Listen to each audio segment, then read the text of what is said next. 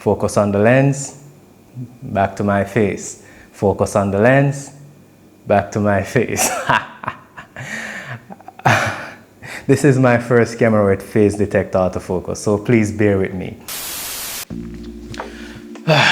It's been like, what, 3 going into 4 months now since I've picked up the Panasonic Lumix S5. It's going to the camera, back to my face. Go to the camera, back to my face. And I don't regret buying the Panasonic Lumix S5. You're probably wondering why I'm holding up this lens. I just need something to hold in my hand so I don't have them throwing all over the place. Something to fidget on. Anyways, in this video, I will be talking about my experience with using the Panasonic Lumix S5 so far. Let's go. I'm a run and gun filmmaker, videographer, and also photographer. So there are a lot of features necessary for my camera and my setup to make it more efficient and make my workflow easier whenever I'm choosing a camera, lens, and other equipment to add to my workflow. And in this video, I will explain why I upgraded from the Panasonic Lumix S5 to the Lumix S5 IIX in 2025. Let's go. Before I go any further into the video, I want to apologize to you guys if you hear an echo in the audio of this video. I am currently working into a new studio space to record my YouTube videos, so the room is totally empty and sound is bouncing everywhere. So apologies if you hear a lot of echoes in this video. Let's move right along. Now, as a run and gun filmmaker and photographer, why did I choose the Panasonic Lumix S5 IIX? The main reason number 1, I had the Lumix S5, so upgrading to the Lumix S5 IIX was almost a no-brainer. Same lens, same equipment such as my flash trigger, my batteries, my filters, almost everything is almost the same on the Panasonic Lumix S5 and the Lumix S5 IIX externally, except my cage. So that reason was an easy decision process for me to upgrade from the OG S5 to the S5 IIX as a run and gun videographer. The second reason is the autofocus. The S5 was a great camera, but one of its main drawbacks was the autofocus.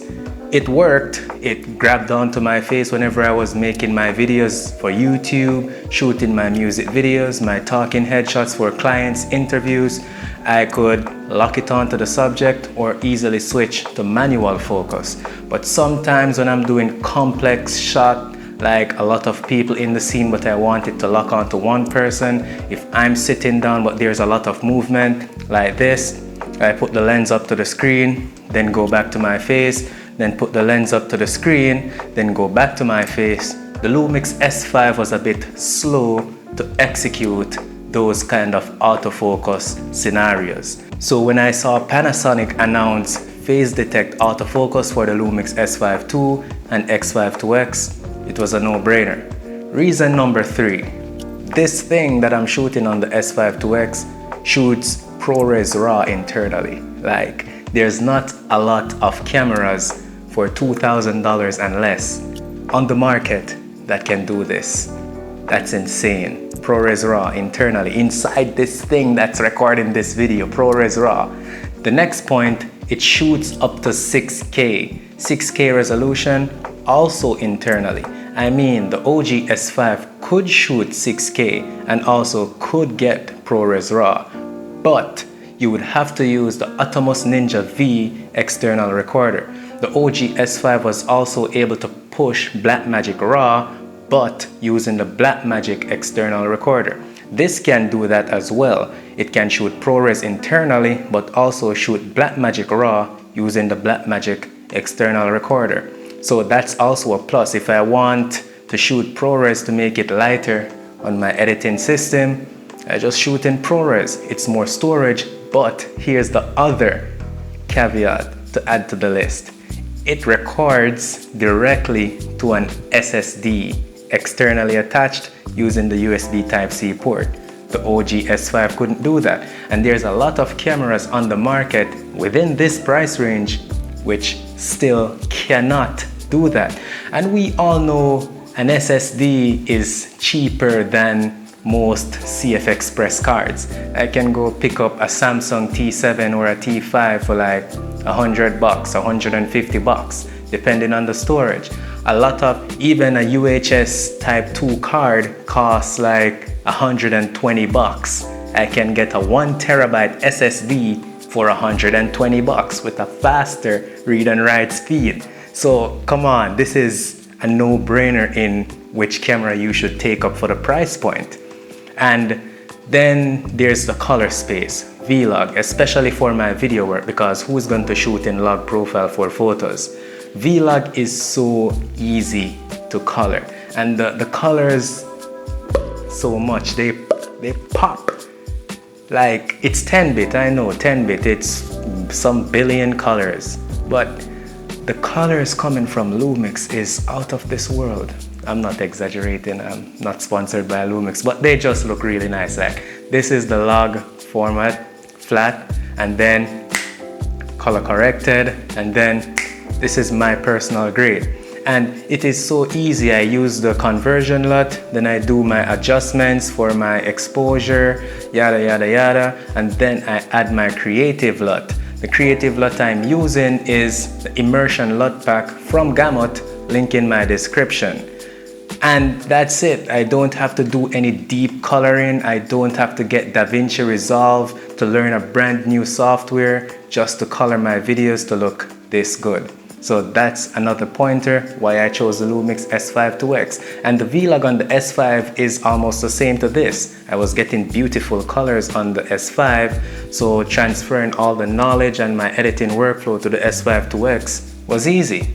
So far I have no complaints as it regards to the Panasonic Lumix S5 IIX, because as I said, I'm migrating from the Lumix S5 to the S5 IIX, and I've been using the Lumix S5 for over 4 years. So I know all there is to know about this lineup of camera. And even before then, I was using the Lumix G7. So I'm versed into the Lumix universe.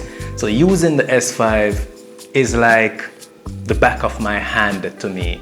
I know almost everything about it, even though I'm lazy. I'm yet to dive into all the features that the S5 IIX or even my old S5 has to offer. Because even now I haven't used the open gate feature on either of the cameras, and everyone is raving about it. Open gate, I'm yet to use it. Maybe in the future.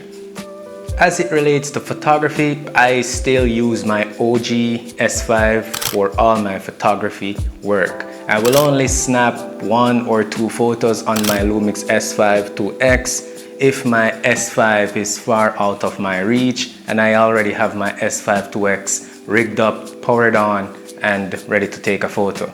I still use my S5. The focus for photography on the S5 is great. It works 99% of the time, locks on, capture the shot, and there you go. But for videos, the phase detect autofocus, let me do this once more.